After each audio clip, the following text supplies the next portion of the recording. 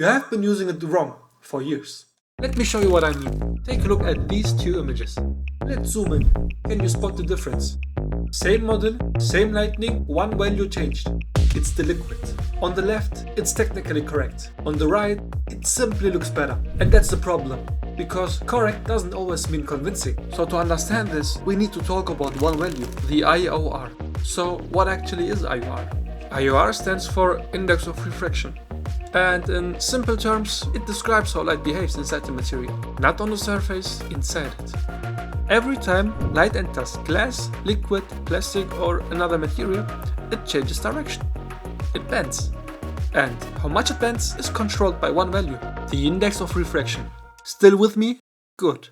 This is where it gets interesting. So, you see refractions everywhere. A straw bending in a glass of water, a diamond splitting light into sharp highlights. All of that is refraction.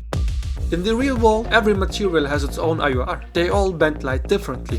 In Blender, IOR does exactly the same thing.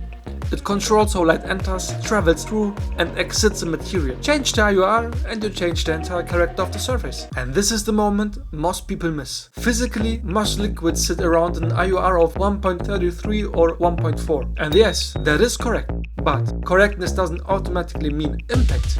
Now let me show you something. This image is not physically correct. If you showed this to a physicist, they will probably hate it. But visually, it works. When I push the IOR beyond realistic values, the image suddenly gained depth, contrast and presets. It stopped looking flat, not because it was more realistic, but because it was more intentional. Realism is just a reference. Your goal is not to simulate reality. Your goal is to control perception. Same model, same lightning, same material setup. One value changed, and suddenly the image communicates more. This is why IOR is not a checkbox. It is not a number you can copy. It is a creative decision. And once you understand that, you stop asking what is correct and start asking what looks right.